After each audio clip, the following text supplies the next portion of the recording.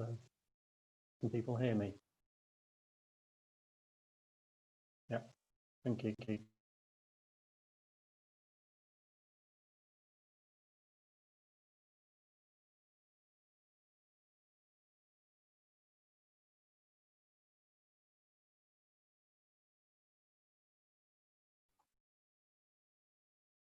Okay, so we are live. Stuart, would you like to introduce the meeting? Yes, thank you, and welcome to those who are watching us now on YouTube. Welcome to the Healthwatch Coventry Steering Group meeting for October. The group is made up of local people, representatives from voluntary groups, and the community. It has the purpose of overseeing the work of Healthwatch Coventry. I am Stuart Linnell. I'm the chair of Healthwatch Coventry, chair of the meeting. If you're watching on YouTube and you're posting your question through comments to the system, then we won't be able to deal with them live, not instantaneously. You won't get an immediate response, but we will get back to you over time. So welcome. Ruth Light is our Chief Operating Officer, and she's going to guide us through much of the papers in the meeting. But we start by asking if anyone has any declarations of interest that they want to let us know about now. Good, thank you. I'll take that as we can continue. And the meetings of the meeting held previously in August are circulated amongst our members. Can I ask that everybody is happy that they are an accurate record of what was said? Thank you very much. Are there any matters arising that are not included on today's agenda? No, fine, thank you very much. In which case we move on to item 3 on our agenda today, which is the work of Healthwatch. Ruth, you're going to take us through the work of Healthwatch, its activity. Yes, so as usual, we produce a summary report of the work that's been completed under our work priorities since the last steering group meeting. So in terms of the highlights from this report, then we've been working on a number of different areas. One of the key things that we published is a review of GP websites, and I just want to bring steering group members right up to date with some of the feedback that we've had from GPs. So Sarah Raystrick, chair of Coventry and Rugby CCG, circulated the report around the PCN leads. So there's been a kind of ongoing email dialogue since that's happened. So there's a couple of developments which hopefully will take things in the right direction and make sure that some of all of our recommendations can be addressed in terms of utilising those websites more effectively, making information clearer for local people, and making them easier to navigate around. So there's some what's called digital first piece that's come in primary care via the CCG, and there's going to be bidding criteria around that. So as part of that, it's been confirmed by NHS England that websites for GP practices and other digital technologies can be taken forward.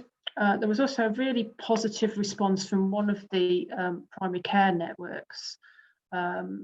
They have decided to go forward, or had already decided to go forward with some development work around the websites within that primary care network.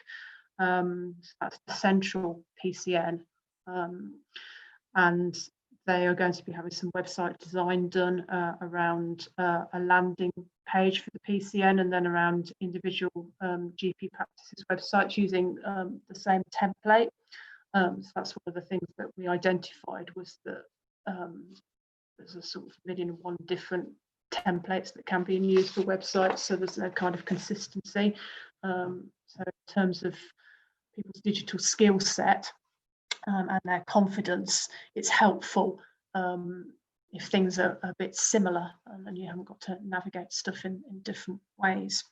It should also make it easier for information to be updated if it's kind of following the same kind of format. So I thought that was a really positive start. So clearly more follow-up is going to need to be done around that piece of work. Other stuff that we've been doing, thank you to those of you who fed back on the integrated care record public information. So our comments have gone off to the person who's coordinating that. So one of the things that was a suggestion was to try to come up with a better name, an integrated care record, because it's quite long and complex for members of the public to try and get their heads around, really, isn't it? But as a piece of work, it is helpful for patients if organisations are able to talk to each other in terms of patients' records, and therefore patients have to repeat themselves less, and there's less issues around bits of information not being accessible when people need urgent or care would be one of the instances. So that piece of work has been completed for now, but is something again which we can pick up again should there be a need. There's also been a positive response to our report of the ring round of care home managers. So that has been circulating around various groups within the NHS and social care. I presented it to the out of hospital board, for example. So it's definitely been kind of food for thought and discussion. Stuart, you took part in the accountable officer recruitment process, didn't you, for the CCG? And we know that we want to have further discussions with the CCG around the engagement strategy as well. So that's some highlights from the reports. Has anybody got any questions or anything else that you'd like any more information on? I'm looking for anybody with hands up on the system indicating they want to contribute, but can't see any comments at this point. So shall we move on to the next item, which is, if we've concluded that activity update, Ruth, the general practice communications toolkit, as we're calling it on paper 2.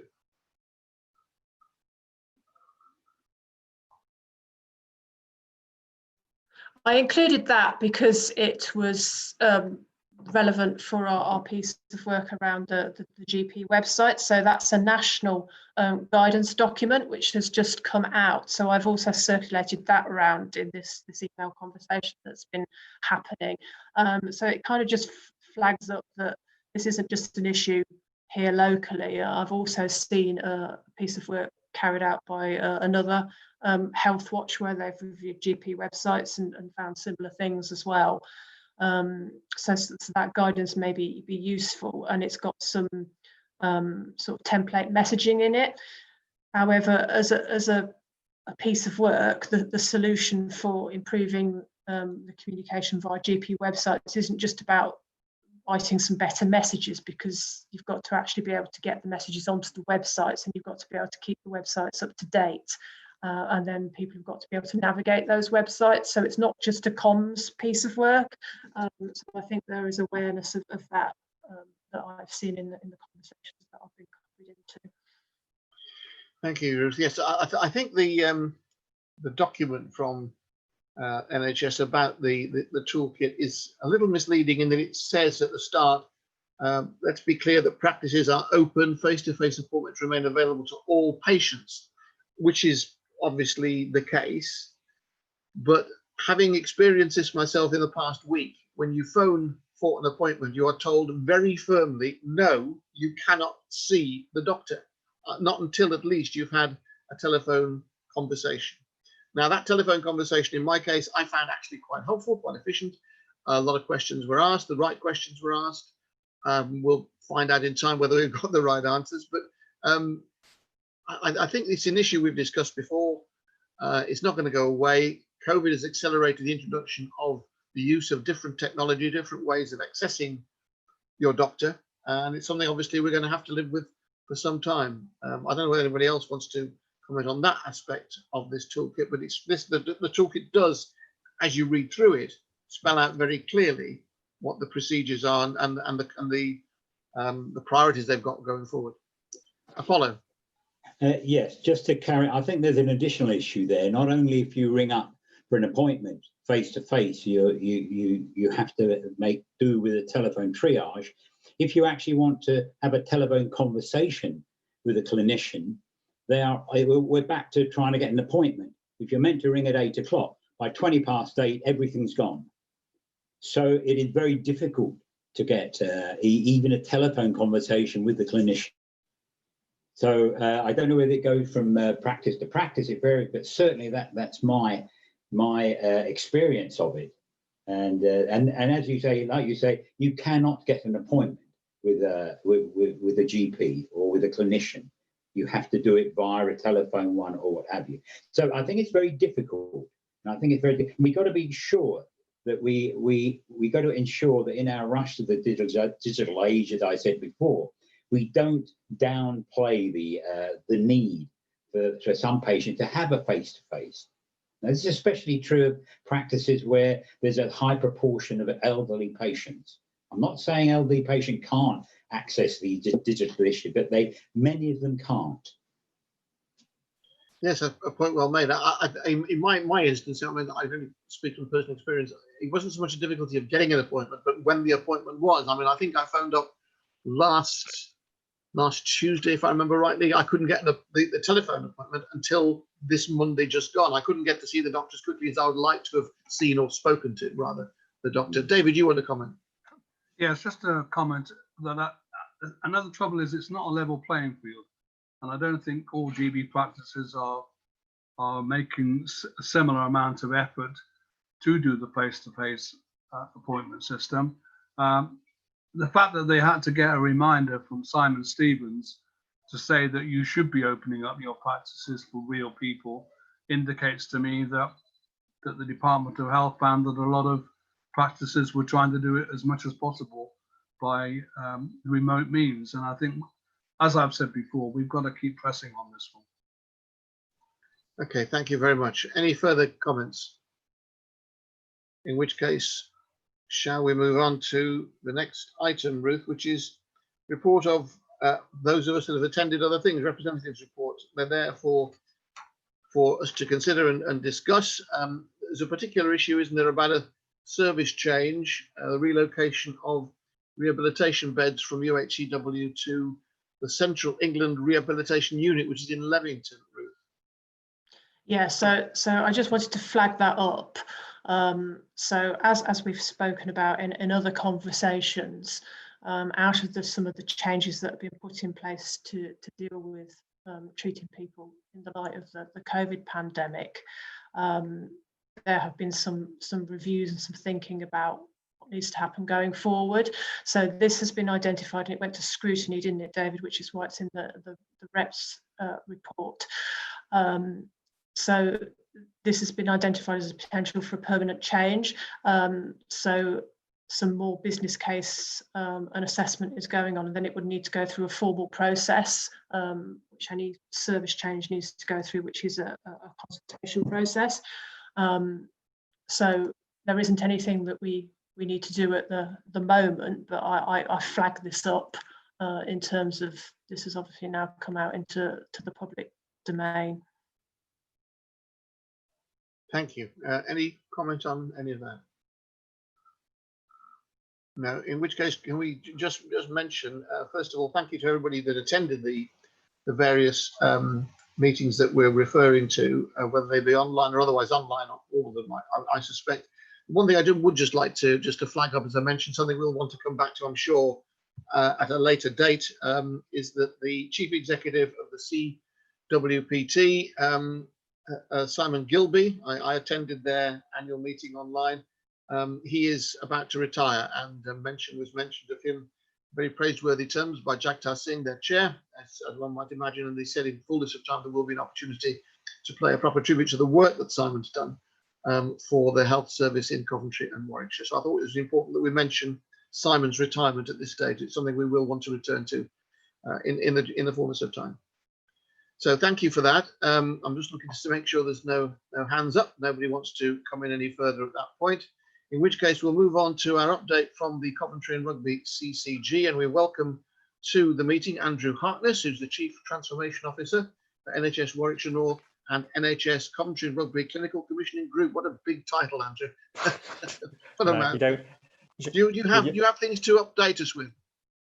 Yes, so I think a request came in regarding some questions that have been posed at a previous meeting early September to bring back here. So the paper that's been provided is, I'll say, as a joint effort. It's not just the CCG, so it's working with partners to try and best respond to those queries and provide some level of assurance at least. And obviously, there may be further questions that you have as a result of the response that we've provided.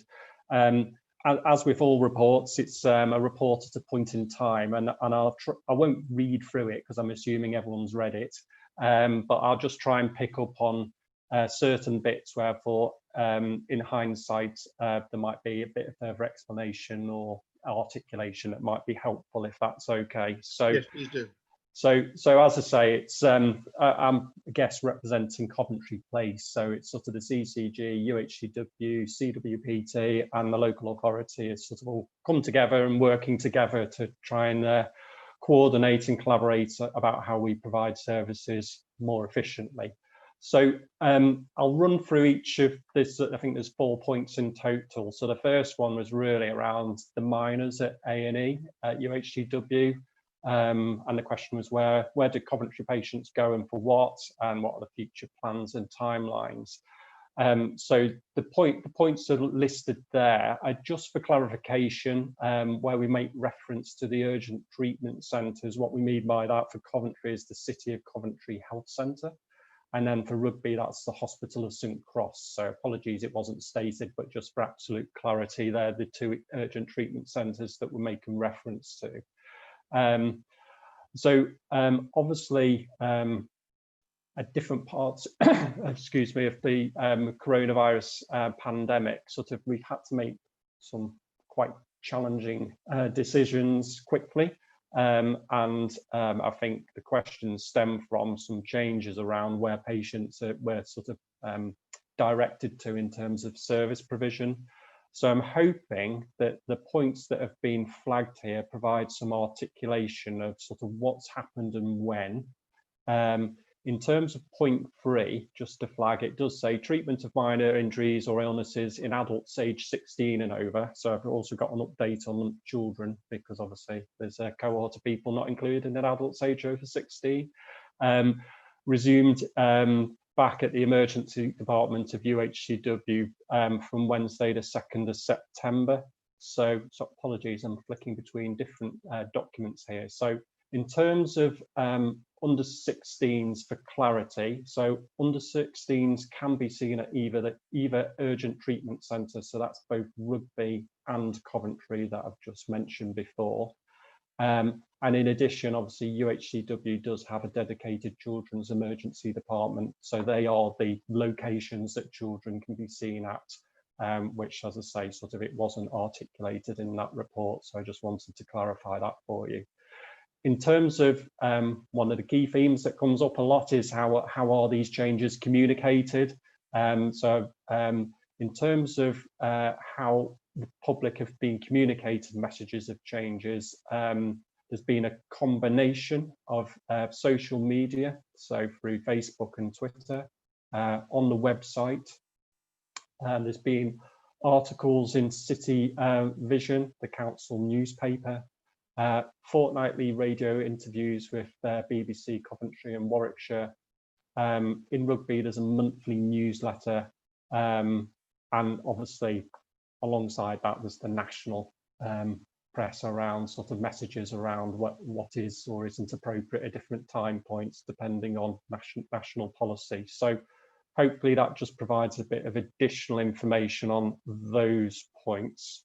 So Chair, I don't know if you want me to sort of go through each of the points and then sort of take responses, or sort of do a section. And can I make a suggestion, because we are going to get short of time because we've got some people coming from 11:30. So rather than going through all of the points in the paper, could we move straight to questions so that no, absolutely, ask for anything that they're not clear on, or anything that they thought we might be getting but haven't had. Thank you, Ruth. Anyone want to ask a question of Andrew or make a point? Dennis? With the view to publicising the changes, the routes you've mentioned are all pretty well, but it doesn't really get mass read. You've gone on mute. Have you muted me? That's a good way. I like it. I like it. What I thought you might, I don't know, you might do this already. Why aren't you putting things in the supermarkets, in the pharmacists, in the high street? You know, there's a lot more contact there than through City Vision, which most people bin. You know, to be honest with you. Okay. And the second point really is about, if I can just widen it away from your points, is that possible? Can I talk about the primary care? Yeah. We've got a system that seems to depend on performance related to targets. Have you given a thought to actually getting some proper metrics at the GP level? Like, we've had a conversation about trying to get appointments and trying to get through. And there's a lot of information there that is lost because we don't know how many people fail to get through on the phone line or fail to get an appointment, etc., etc. Now, are there any performance metrics that you collect, or is it just still related to targets? Clearly, there's a national direction in terms of what we need to monitor, and we're collectively, as organisation and individually as organisations, performance managed on, shall we say. Looking at alternative metrics is something we can certainly do. Not routinely collecting them at the moment, shall we say, but based on previous experience I've had, I've certainly done a lot of work around alternative metrics that might add additional value to those that we're required to do through national reporting requirements. So absolutely open to suggestion and working with yourselves as to the types of things that might be helpful to scope and look at and develop. And I think that would link nicely in terms of how we develop in terms of Coventry as a place. So collectively, sort of how it actually works from a patient perspective, which is absolutely important. So it's got to be balanced, hasn't it? Not focused just in one direction. So happy to look at what we can do and scope how we might move that forward. It's just that, Sorry, it's just that all the recent mission statements is about patient-centered, patient-centered, patient-centered, but I don't see any metrics that are patient-centered. But I'll leave that as a. Can I make a suggestion, Dennis? If you and anyone else that wants to contribute, by all means, just send a note perhaps to Ruth to give an idea of the sort of things sort of information you'd like to see, and then we can pass it on to find out whether it is possible to obtain that information and bring it back to us in a form we can all understand and follow. Could you do that? Sorry, talking to me. Yeah. I would have just thought this would be commonplace in any system or any business, like a shop or anything else would have metrics on its users. But I'm willing to contribute. Yeah, sorry. Okay. Good, thank you. Any other questions for Andrew? I did have a question, but yes, yeah, please. For the minor injuries unit that might be restored or expanded upon with this new capital investment, I was wondering, is this going to be something that's located at UHCW? Because hasn't the pandemic really exposed the problem of over-centralising on that service? If you've had to suspend A&E, why not extend the services at something like the health centre, so there's x-rays available, rather than people having to go all the way to Rugby for minor injuries?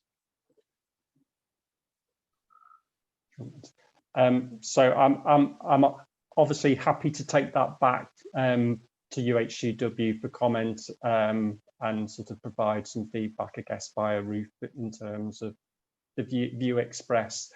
yeah, the monies will go into UHCW to give a view of what they think they want to do. But I think it's important to listen to Healthwatch and other partners to say, does that actually fit with the future direction of travel and the learning that we've had over the last 6 months? So it's a valid point. I'll take back and get a comment for you. Thank you. Just to add to that, because it goes back to the broader point that people were making, wasn't it, in terms of, well, what do actually people in Coventry want as well, which I guess is key, isn't it, in terms of where services are going to be located. So has anybody asked them? Probably not in this instance.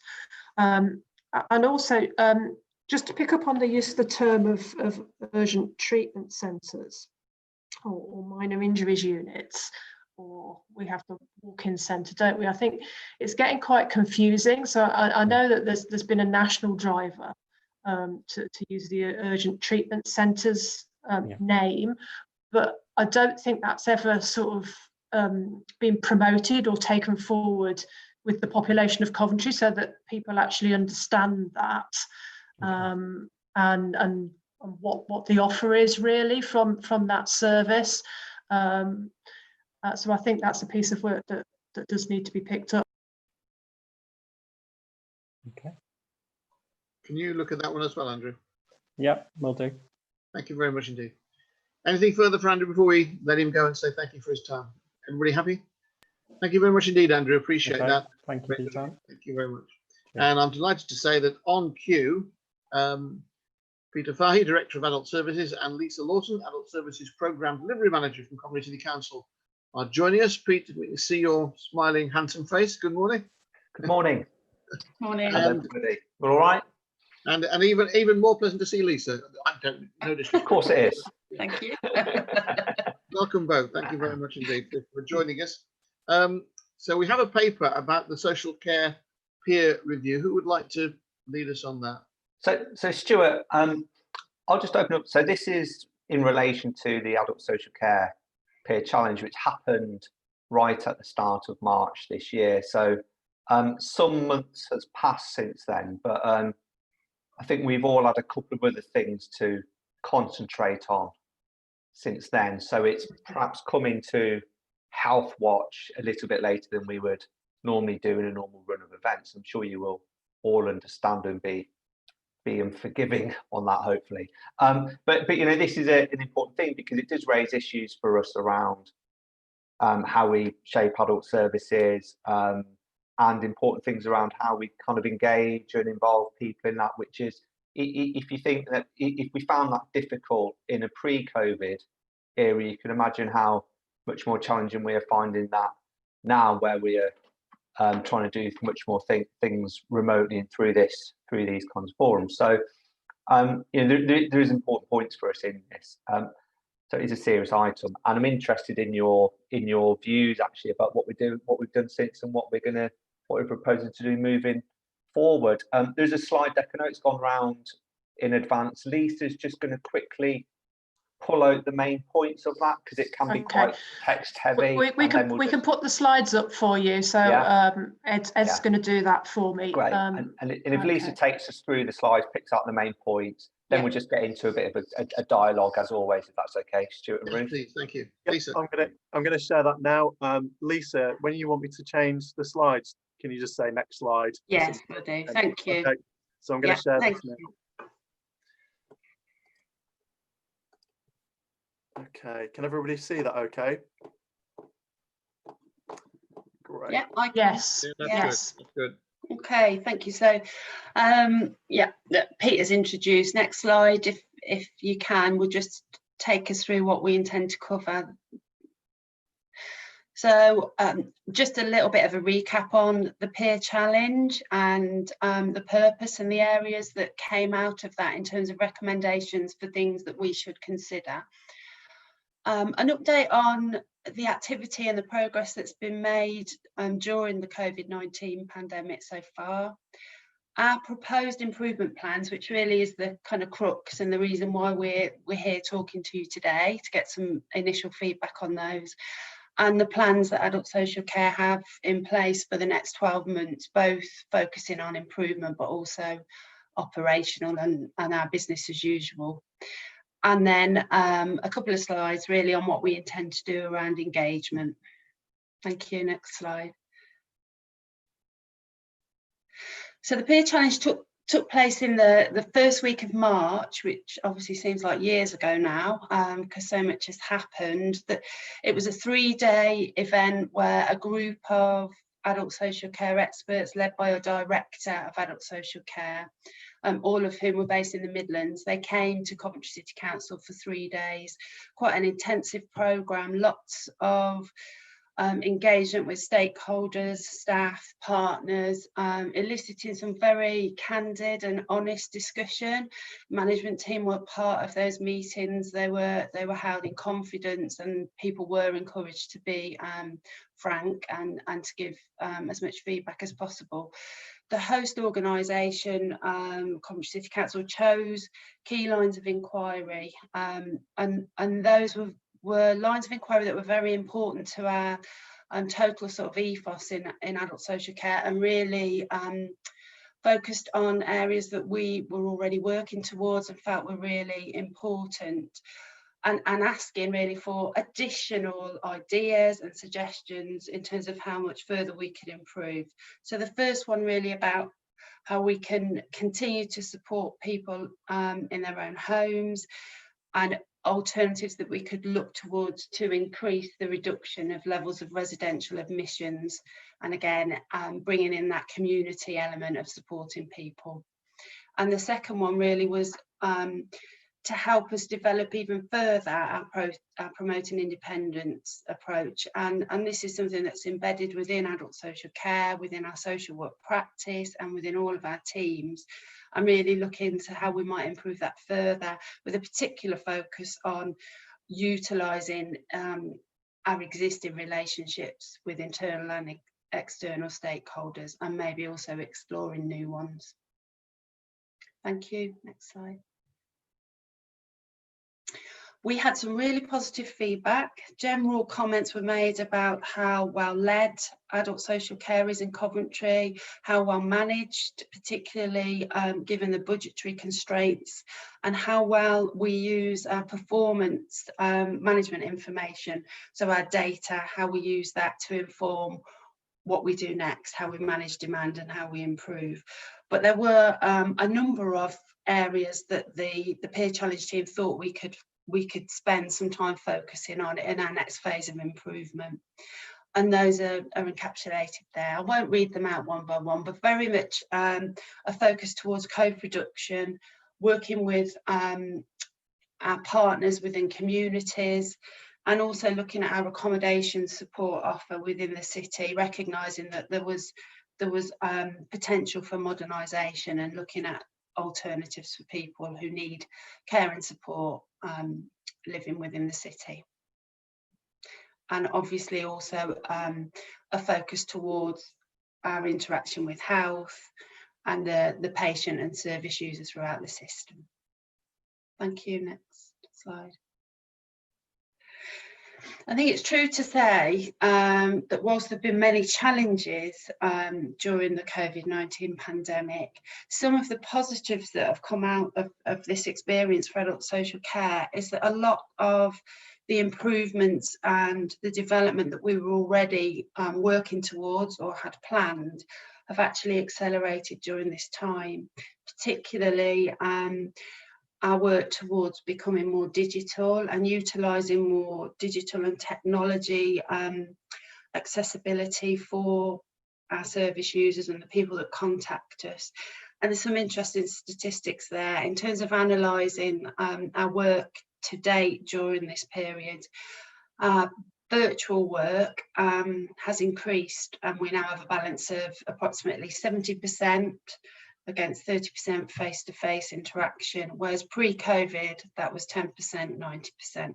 There are obviously some exceptions to this where people really require that face-to-face contact and where it's essential, particularly people with accessing our mental health services and the accredited mental health practitioner work, and also people with certain disabilities, particularly learning disabilities. For some people, the face-to-face interaction is essential.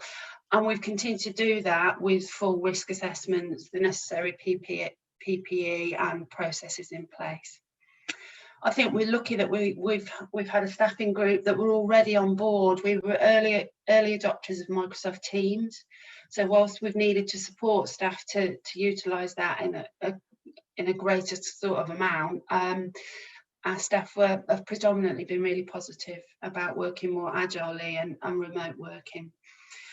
And we've extended that. So we've increased digital tools online. The financial assessments tool is a key example where that was already planned to take place, but has happened really quickly during those months, and where really we've been business as usual with that. Although people have had financial assessments undertaken online and without home visits, it hasn't decreased the service that people have received. And we're starting to utilise video conferencing tools for assessments and consultations, and we're increasing that as we go.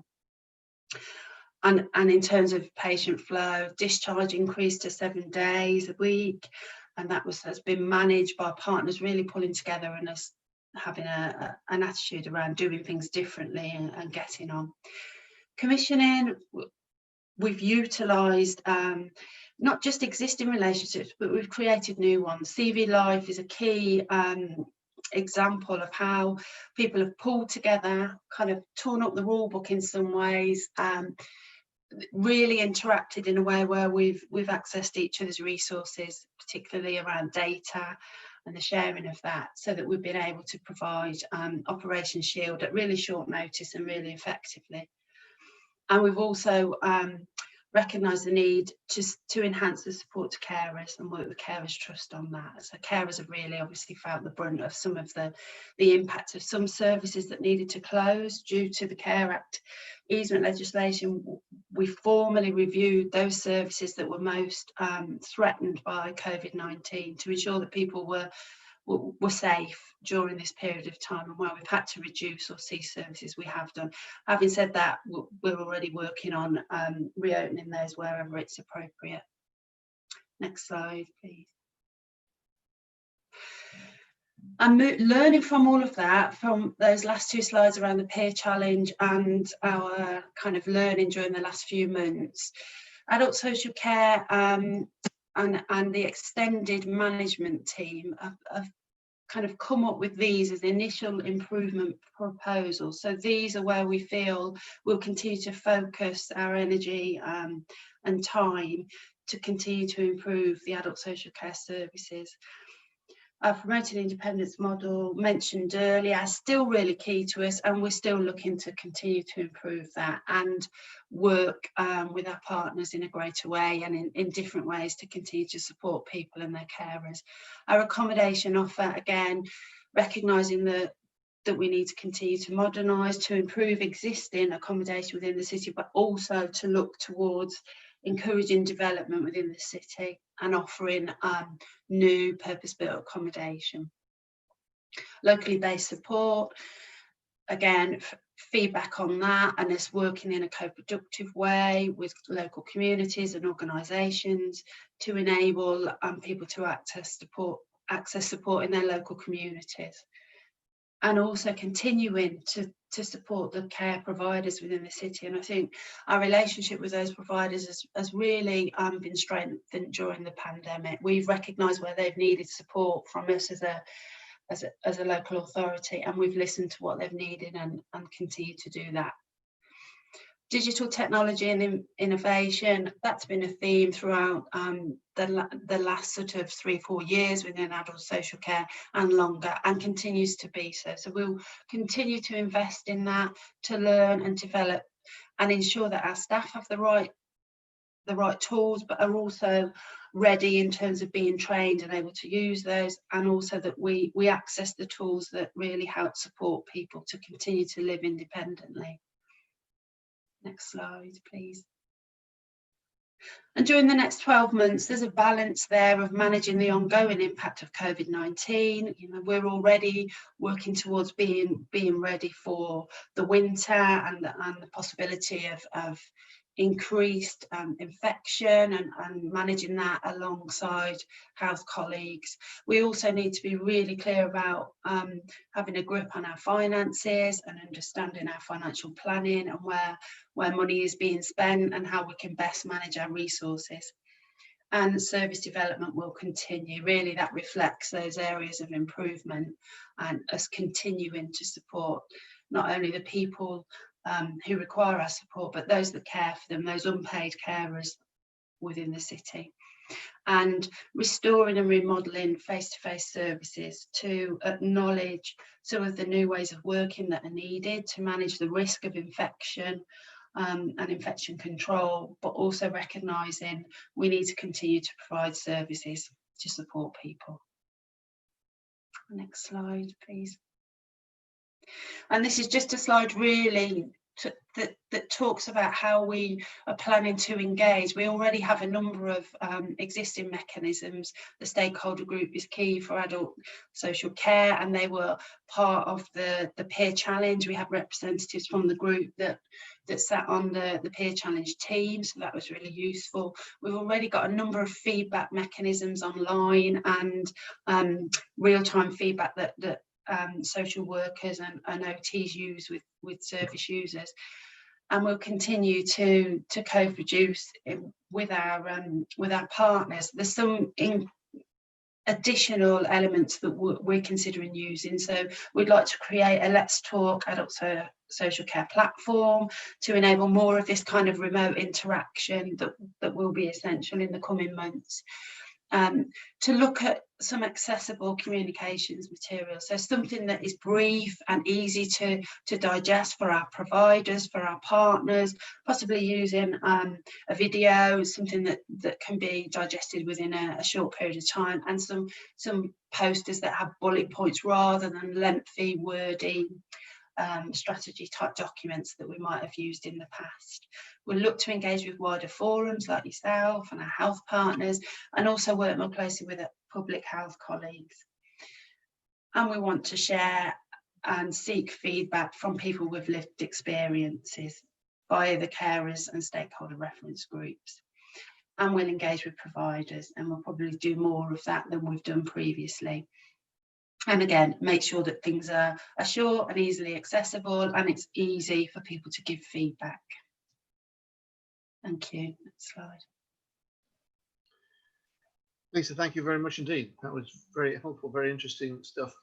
I've got a couple of questions. I'm sure other people will have things they want to raise as well. So please do indicate if you'd like to comment or question anything from Lisa and Pete. I don't know which one of you, probably Pete wants to take this first, but there's an article in the Coventry Telegraph today. The headline is "City may be vulnerable to second wave, reveal new figures." Now, with no disrespect to my colleagues at the Coventry Telegraph, I think they do get the statistics around their neck sometimes. They rather get terribly confused, certainly in the way they present them to their readership. But they're suggesting here, they make the distinction between clinical vulnerability and social vulnerability. And they say that Coventry's in the top 2% of areas in the UK when it comes to social vulnerability, because homes are more likely to be overcrowded. So how does that impact on what we've just heard from Lisa about care at home, using the community to address all of that, and the impact, of course, on adult social care? You're muted, Pete. There we go. So Stuart, I'm not sure on the source of their data or the evidence that sits behind some of those statements in the newspaper. But in terms of, firstly, Coventry's vulnerability to a second wave, what the position in Coventry isn't that dissimilar to a lot of places across the country with numbers increasing. You'll know that we are not in any restrictions above those applied at a national level, and there's no current indication of additional stuff coming in Coventry. So that's just fact as of this morning. In terms of social vulnerability versus clinical vulnerability, well, in any guidance around COVID-19, there isn't that distinction. maybe, and I don't want to speculate, you know, the clinically vulnerable aspect remains, and it is possible that that as we prepare for second waves and what may lie in store over the winter, that we make prudent preparation for restarting some sort of shielding or support program if that's required, and that is a big if. In terms of social vulnerability around housing, I think the inequalities of COVID-19 are probably reasonably well understood, and I don't think we need to repeat those here. But clearly there are a lot of disadvantaged communities as a result of COVID, whether that's as a result of income, deprivation, all sorts of factors. And I think this is part of how, as a city, we start to think about our long-term recovery when the time's right, knowing that long-term recovery is always tempered with managing what is very much a live and ongoing situation.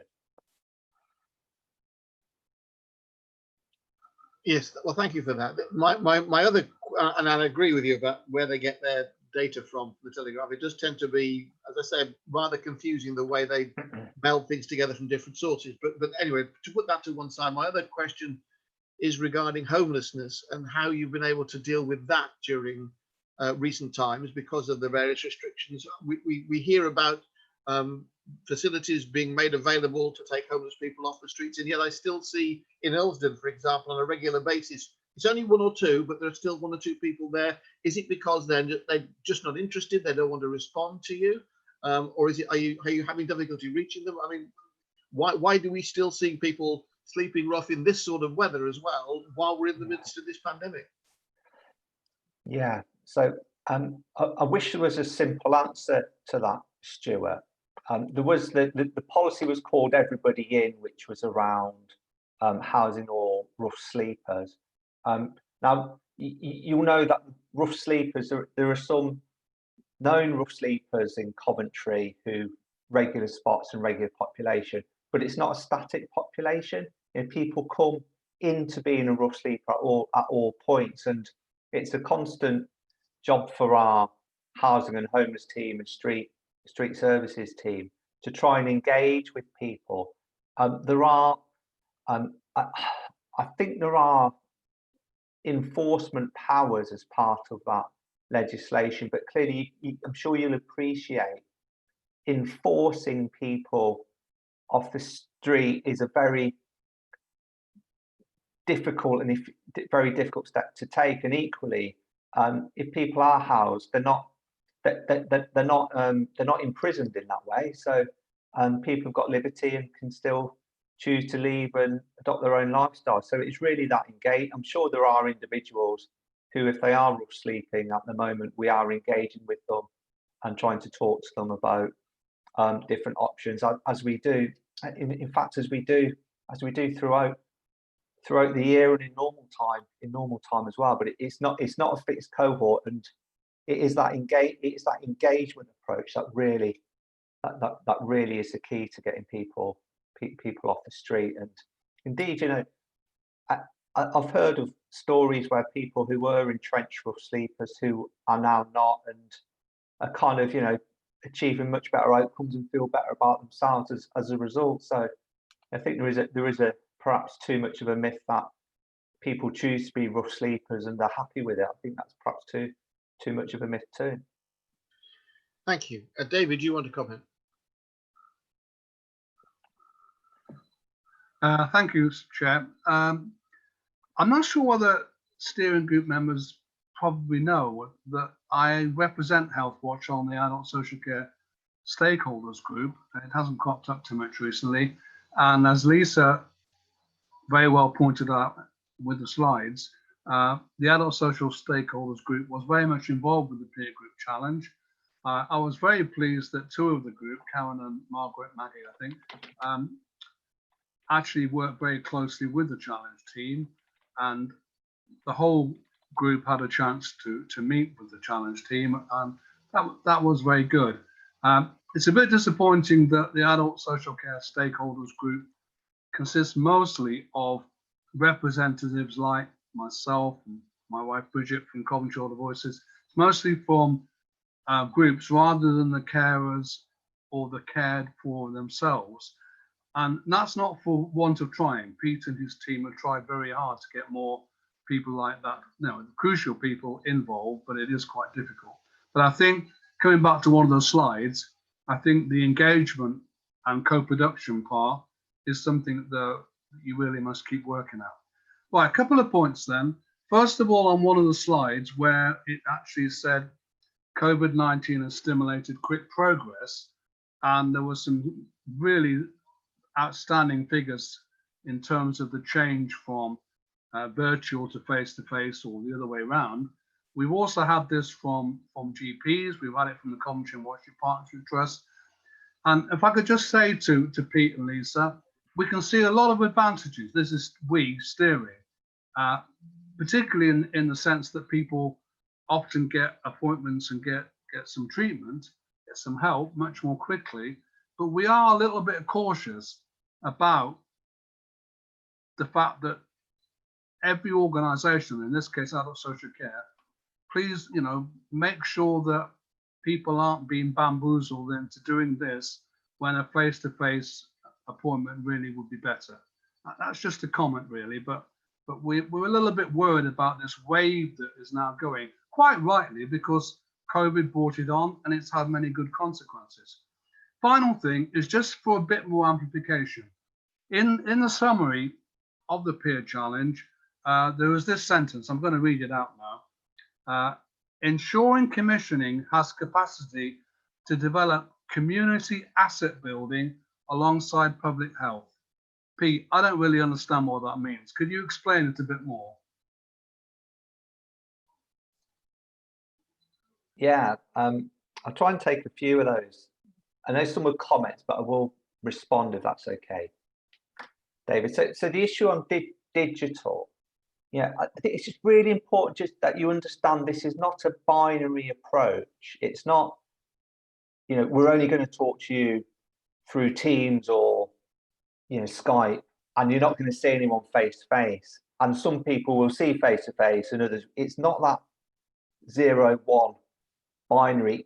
It's more of a blend. So if you think of where we might have done an assessment with someone, an assessment rarely happens in one visit. Assessments might happen 3 or 4 visits over a 4 or 5 week period to understand someone.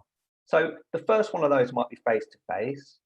Then we might do the next 2 on Skype or Zoom to check in how people are getting on and whether they kind of tried any things we suggested. Then we might do the last one face to face again. So it's a blend rather than a digital, not digital, which is, I think, really important to understand. And indeed, throughout the whole pandemic, we continue to do an amount of face-to-face work, with PPE, where risk assessed, etc. Because that's just the way you need to engage with people. So I just want to be people to be really clear.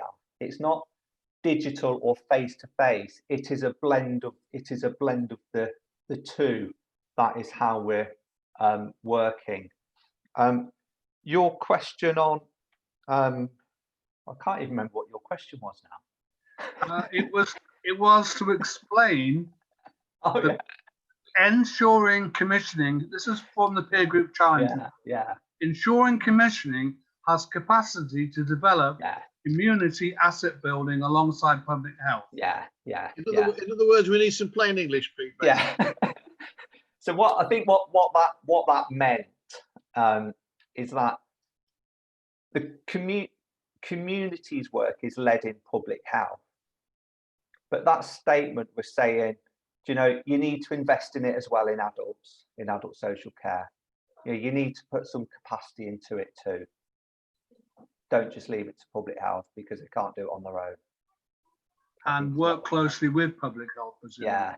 Which of course we do. And I think one of the things, peer challenge feeds back to us what people have said to them. And often I've had this conversation with public health colleagues around, if you asked a group of staff or providers, what what does public health do? I'm not sure what sort of answers you'd get. Probably if you ask them now, they'd say, oh, they deal with public health crises and epidemics. But in March, I'm not sure what you'd get. But if you said, do you engage with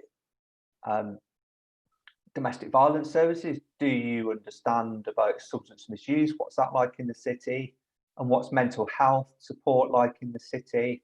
Have you heard of making every contact count and healthy lifestyles? I'm sure then people say, oh yeah, we understand all that. Well, that's what public health do. So sometimes it's in the question you ask, you know, it elicits the answer, because, you know, our public health team do a whole load of work that interfaces and adds real value to adult social care, which didn't come across in the peer challenge for one reason or another. Does that answer your question, David? Well, I can't speak for my colleagues on steering. I'm not utterly convinced I got the complete answer, but it was a hard one, Pete, off the cuff, so I'll forgive you. David, thank you. Let's move on to Dennis. You have a question, Dennis, please? Hi. Yeah, I would just on the point before, I would encourage people to talk to the homeless people, because they are people, and I always talk to them because I come across them in my CAB thingy bobs. And there is, as Peter is aware, there's a difference between rough sleepers and technically homeless, because technically homeless often got a home. But anyway, that's not my point. My question. The presentation given was quite informative, but to me it strengthened this fear I have that there's this big line between your work and clinicians, GPs, and I would have thought that I've tried to ask at different other meetings, what is the strategy for GPs in this? And I don't see it encompassed in your work, but from where I come from, adult social care is intrinsically linked to healthcare and intrinsically linked to welfare. And because if you can't solve one of those problems without solving the other two, if you see what I mean, in an ongoing way. And I'd just like your comments on that. Yeah. Okay. Thank you, Dennis. So the limitations of the peer challenge was it looked at adult social care, not at system. Okay. So it's that broader GP interface was not within scope to start with. That doesn't mean it doesn't exist in reality. I mean, almost regardless of strategy, leave that to one side. If you talk about day-to-day interactions, you know, if I talk to any of my social work staff or OTs, nearly all of them, if they talk to me about a case, part of that discussion involves a line that starts, I spoke to the GP or I spoke to the practice and. So that interface, you know, where you get assurance of things working is where work happens, and work happens at an individual level with people. And our staff are constantly talking and liaising with GPs around, you know, individual cases, and indeed a large proportion of our referrals come from primary care. So there is, those interfaces do absolutely work. In terms of a GP strategy, you probably should have kept Andrew Harkness on the line to talk to you about that, but he's gone in terms of GP strategy. But there are the primary care networks now which are forming and starting to really come together as a coherent and more strategic voice for GPs in the city, which I hope helps move that forward. And you're right, although our work's interlinked, you know, the adult social care and health, they're linked, but they're different. You know, adult social care has got a particular responsibility to support people with physical or mental health conditions as a result of which they need care, whereas health service is about trying to get people better. You know, so there are differences in what we do, which kind of need to be nuanced and understood when we talk about integration work and working together. You know, we do have different responsibilities in that, but I'm really confident that just from talking to my staff and looking at cases, that, you know, working with GPs is such an integral part of how we support people. You just can't underplay it. Just doesn't come across in strategy documents sometimes. Thank you, Dennis. Does that answer your question? Yeah, in a way. I mean, if you could somehow formalize that, because I people come to CAB and know a lot of people who've fallen through that gap. And the big difference is it's about money, really. And NHS will pay and you will charge, basically. And that's the problem there. All right. The sooner you get together, I don't want to prolong this discussion, but I think you understand the point I'm trying to make. Yeah, I think what you're talking about there, just for others on the call, is that continuing healthcare is free at the point of use, whereas social care is chargeable at the point of use. And for a lot of people, where one starts and one finishes isn't entirely clear. Probably that part of the discussion. Good, thank you very much, Pete. Anything further from anyone? Lisa, do you want to come back? Because Pete's been hogging the limelight for the past year. Yes, I mean, just to say, really, we're keen to take your views on how we can broaden that reach to communities and groups, and how we can encourage engagement. Co-production is really challenging, and although we keep trying, and we will continue to keep trying, you know, any suggestions of things that we can consider that will broaden our reach are really welcome. On the last slide, my contact details are there, and I'm more than happy to have individual discussions or to take emails with suggestions, and you know, learning that's taken place from others during these last few months is welcome, and I think it will benefit us all from sharing that learning. And if there are particular techniques that have worked well, or things that we think we should be considering as an organisation, just to maybe do things differently in order to get people to have a greater input and to feedback, then that's really welcomed. And you know, we recognise it's an area we can improve in, and will underpin all of our, you know, ongoing improvements and service development. Thank you for your time. Anyone else want to join in? Anything further either of you two want to say? Pete, Lisa? No, I think Lisa's quite right. In co-production, it keeps. This is a third peer challenge that I've been involved in, 2 as director and 1 as assistant director. You know, this is a long-standing thing for us. For me, I think how we make progress on that has been actually really difficult over time. I can't promise it will be hugely different this time around. What I look to see is that we co-produce with people at an individual level if we can. So you talk to someone about what's important to them, talk to them around what they're trying to achieve. But co-production at an individual level is probably more impactful than co-production on strategy, because that's where people feel like they're a partner in their care. It feels like they're owning it. It feels like they're being listened to and respected as an individual. And I think that is really where co-production has an impact. And it'd be great to cope with the big system strategy stuff as well. But, you know, for me, I would put the value into those individual listening and respectful conversations every day. That's the key, isn't it? Making clear it is a two-way conversation. Yeah. Everyone's contribution has its validity.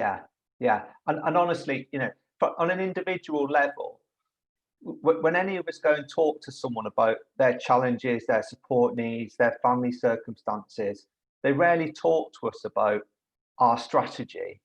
They talk to us about their issues and what they need help with. And that is always what social care needs to really think about, the individual. Because actually, do you know, what we do is made up of thousands of interactions with thousands of people, and that just results in, you know, the documents and the challenges. But all those interactions, getting as many of them right as possible is always where you get the value. I'm having them written in plain English for David. David, you've got your hand is up again, David, I think.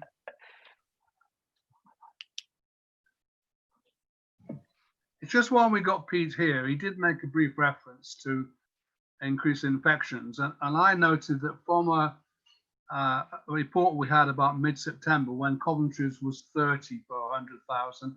It's now in the 80s per 100,000. And I just wondered whether, although he was quite confident that we were not going into special measures, is this something that he and Les Goldson are talking about? Because it obviously is increasing quite quickly. Yeah, I would say, yeah, I'd kind of just temper what you fed back about me being quite confident. You know, this is not a director of adult social care position to be confident on. It's Public Health England and Joint Biosecurity. If they're confident, then that's, you know, almost my view doesn't matter too much in that. But just be assured that, you know, there is nothing that we are talking about more in the local authority with our partners in health, Public Health England, universities, schools, police, about how we can, you know, do things that help the city to continue to live with and through COVID. You know, there is no topic we talk about more about how we respond, how we communicate, how we get ready for what might be ahead, how we work with different organisations, how we support universities, schools, care homes to really manage this situation as good as they possibly can.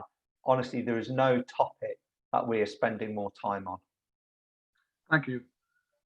Thank you. Time is against us. I'll just one very quick point, if I may, Pete. You may not be able to answer this. You may not have the information, but just out of interest, you talk about young people, about the universities. So universities, as we know, have been hogging the headlines for all sorts of difficult reasons just lately. How much of the accommodation that's been recently built across our city is currently occupied by students? Are they all back? Is it 100% full, or are there some of these big towers of student accommodation standing empty at the moment? Yeah, I haven't got a statistic to give you on that, Stuart. I know just from listening to a couple of university colleagues earlier in the week that some of those halls of residence accommodation blocks are partially repopulated. They weren't given an indication that they're as full as they would be in normal academic years, but there certainly is some repopulation there. But that obviously impacts, doesn't it, on the whole issue of what we're talking about, how they interact with each other and then with the wider population. Anyway, thank you all. Can I just add that obviously we've got a health and wellbeing board meeting coming up in Coventry, so that the papers are out for that. So I could circulate the link of those papers to steering group members, because there's some quite interesting things on the agenda, including the Director of Public Health's annual report as well. So a lot of things being considered that are related to COVID at that meeting. Thank you very much indeed. Your hand is still up, David. I take it it's from last time, is it? I think, probably. Yeah, okay, thank you. Pete, Lisa, thank you both very much indeed. Always a delight and a pleasure to hear from you. And thank you very much, Steve, for joining us, giving us your time this morning. Thank you very much. Thank you. Bye. Bye. So with that, we move on to item 6 on our agenda, the work of Healthwatch England. The document you've had tells us what people have been saying. Once again, it relates in part, inevitably, perhaps to technology. We've been talking about that a lot during the course of the morning, inevitably. Ruth, do you just want to guide us through what the paper says? It's just for your information, really. So you've had a few of these papers now from Healthwatch England. They're producing them periodically, quite regularly at a national level. They are aiming to draw on the information that they're gaining from local Healthwatch. There is another one that has just come out after those papers went out to you, which is exclusively about testing. So I will circulate that around to you. So it's what people are saying about their experiences of testing, trying to get a test, navigating the process. So of course, testing remains heavily in the news for not really the right reasons still at the moment. So it's just so that you're aware that obviously the stuff that's coming up locally here is very similar to what is coming out from the whole Healthwatch network. Okay, thank you. I don't see anybody indicating that they're desperate to comment on that. So can we move on to item 7, the impact of COVID-19, its assessment for Coventry? Or actually, you've pulled this paper together, really, haven't you, for us as a bit of a summary?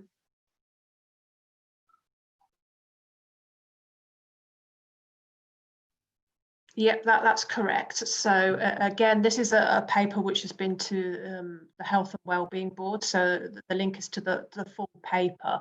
So this kind of shows some of the work which is going on in Coventry, where and in Warwickshire as well. So it's to kind of reflect on the COVID situation, what's known, what's learnt, and what some of the issues have been in relation to our population. So some of the things that have been raised through this meeting, really, in terms of the population makeup locally, and the impacts that are resulting from COVID in relation to Coventry. So it's really interesting. So that's why I've put it on the agenda for you, because it's a good thing to have a read of and to find out a little bit more about.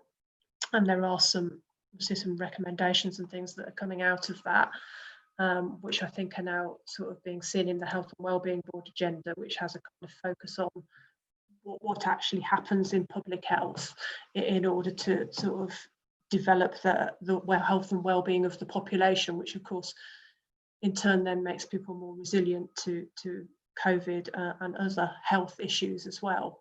So there's a lot of work going on around what messages are going to go out into the public and what campaigns can be run and how people can be supported. Okay, thank you very much. Again, I see no desperate rush to comment or query anything there. So we move on to item 9, which is any other business. National reports you want us to look at, Ruth? Yeah, so I've flagged up some reports that are coming out now. As I'm sure you understand, there is absolutely loads of stuff coming now, which is potentially of interest to us. So this is just a snapshot of some of the things that I have seen. So I thought the experiences of refugee and asylum seeking women during the pandemic is a particular focus, which is interesting. There's also, you've got there a link to Health Foundation COVID-19 survey, a second poll reported findings. That's polls of the public.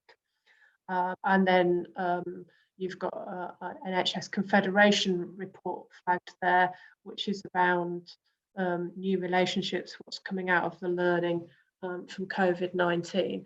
So all really relevant to some of the stuff that we've been talking about here at a local level, but these are the national pieces of work that are coming out.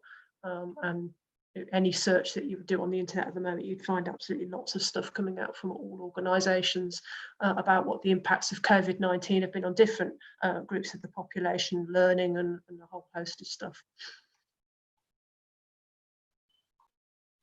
Good, thank you. Dennis. Just a point of information. The programme on Radio 4 at this very moment, You and Yours, is on about access to GPs and not being able to get appointments and not understanding what's been told when it comes on a telephone or via video. So just if you want to listen again or turn it on now, Radio 4, You and Yours.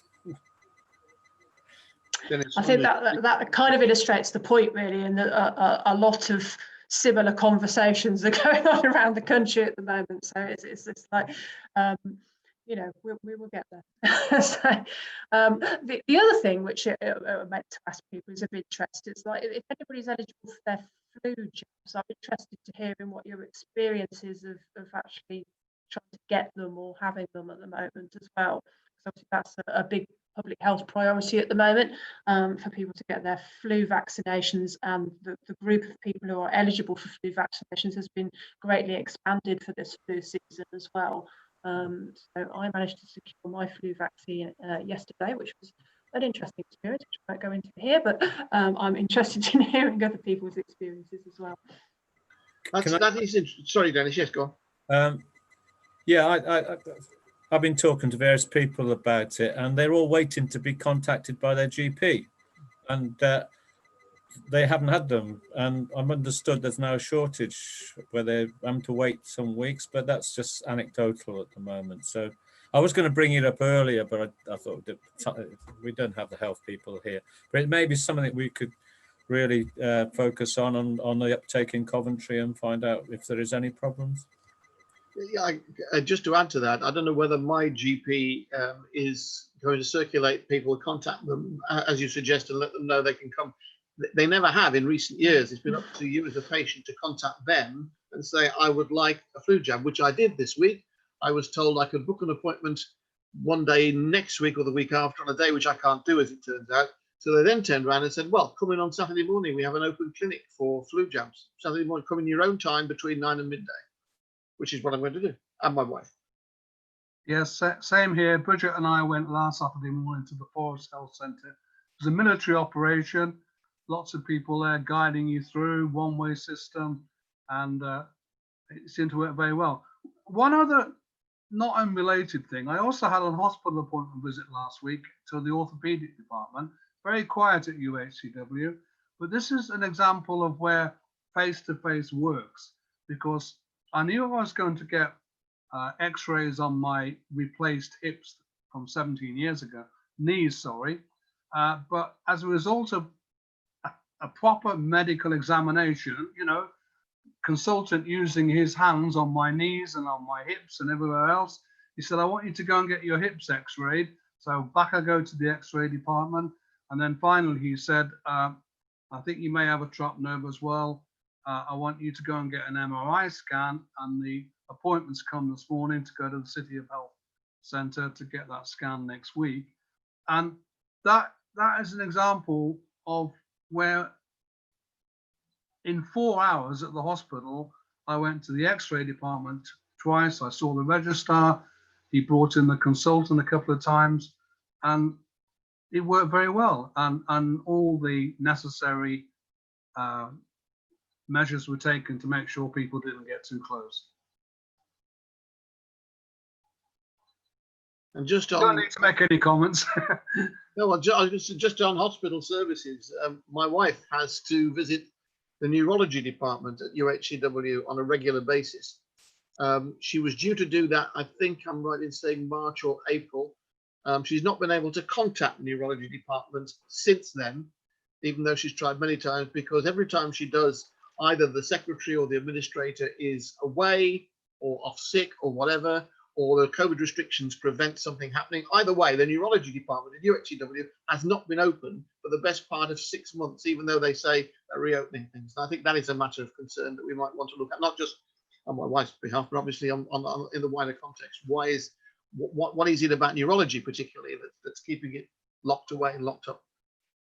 Can I just say that's why I raised that point about where they're going to locate this extended A&E service in future, because COVID is here to stay. And if they're determined to locate all the services at UHCW and then they have to suspend them again, it's a really counterintuitive thing to do. They should be dispersing them in a way that you don't have to travel all the way to Rugby because they've closed the orthopedic services again. I think it's something they should really consider in future. That's a very, very good point, Ed. Yeah, absolutely. Anyone else want to contribute anything further? Are we more or less done? Yes, Ruth. Sorry, you're muted still. So just a final contribution from me. So obviously there's lots of stuff going on in local health and care services, and it can at times feel slightly tricky to get a handle on things. So what I think is the crucial development and a crucial development from a Healthwatch point of view is the development of Coventry Place, because we need somewhere to engage with where there is a broader strategic discussion going on around health and care services, don't we? Because it's quite tricky to have conversations with UHCW who are making decisions about certain things, the CCG, primary care networks, the local authority. So this is going to be quite a key development. So I have regular meetings now with Andrew Harkness, and we've been talking about the emerging structure of Coventry Place, which is not set as of yet. It may shift a little bit more over time. But what I'm asking for is some clarity really around what groups we could participate within and have representation on, so that there is that direct link to Healthwatch, but also our kind of unique lay perspective as well, really. So I see as important. And then there are going to be obviously a number of work streams and things that sit under that as well, which you as a steering group need to be cited on, so that you can make a decision as to whether that's something that we want to get more directly involved in. Okay, thank you very much. Anything further, or are we all done? Can I just add to that? Yes, Dennis? I think getting involved in a lot of these high level, to me, meetings, sometimes we lose the reason why we're here, and that's to help the people of Coventry get a better service. And all the years I've been in Healthwatch, the service has declined, whether it's hospitals or the local or whatever. And this is all the metrics have gone that way. So I just hope that we don't lose sight that we're trying to get people a better service, and we've got to keep asking, what is this? What's the impact for the patient at every level that we go to? And that's which sometimes I forget, because I'm just talking. I'm having a good chat with people here. It's great. Well, absolutely, Dennis. I mean, that's why we need the seats at the right places, isn't it? I think what it feels like at the moment is that it's got a bit fragmented in the system, so it's not always clear where the decision making is taking place about things. So if we're not feeding into the right place, then we get frustrated, don't we? So there's no point talking to the Primary Care Commissioning Committee, for example, about some of the bigger picture strategy around where services are located and what the kind of future is. But absolutely always, when plans are being developed, that we need to be looking for the route that is involving local people in them. Because Healthwatch is not the fix-it-all for doing that. All organisations have duties around making sure that they do it, but it's really difficult. So we've just heard about social care, and absolutely there's a need for more service user and family carer involvement, isn't there? But at the moment, that's really tricky. There's no easy one solution for doing that. But also putting ourselves forward potentially for joint pieces of work with some of the organisations might be a way of bringing in our perspective, which might enable people to feel that they want to be more involved sometimes. I think that's probably one of the most valid points made all through the meeting, Dennis, actually, that we do need to be conscious of where our function is, particularly at a time when we're going through so much change, which, like the technology stuff, which we keep coming back to, is just happening because we have to do something, because we have to deal with the issues of this pandemic and all the consequences it brings, and the additional health inequalities that it brings to light, and the focus on just how extreme some of the existing health inequalities are that perhaps we tend to take for granted, but COVID is bringing them very much to the fore. And I think you're absolutely right. We do need to keep across reminding people that we're here, or they're here, the NHS is here to provide a service to people. Thank you very much indeed for that. Anything further, or are we all done? In which case, I'll close the meeting with a final comment to say thank you, Dennis, for bringing this to our attention that You and Yours is on, because today happens to be the 50th anniversary of You and Yours on BBC Radio 4. It was launched 50 years ago today. So just shows you with your multimedia activities, Dennis, there on here and listening to You and Yours as well. Excellent. That really is. Thank you very much indeed. Okay, so we have the next meeting in for November, so we need to think about a plan for meetings in the new year. Also, just to remind you that it is Healthwatch Week at the beginning of November. So this is the alternative National Healthwatch conference. So rather than having the usual face-to-face conference, Healthwatch England is organising a virtual conference. So the programme isn't out yet, but it will be out soon. So I'm hoping that will mean that more of you will be able to potentially take part in the sessions than the allocated places that we get when it's a face-to-face conference. So I'll let you know as soon as we have some more details. Thank you, Ruth, very much indeed. Thank you, everybody. Enjoy.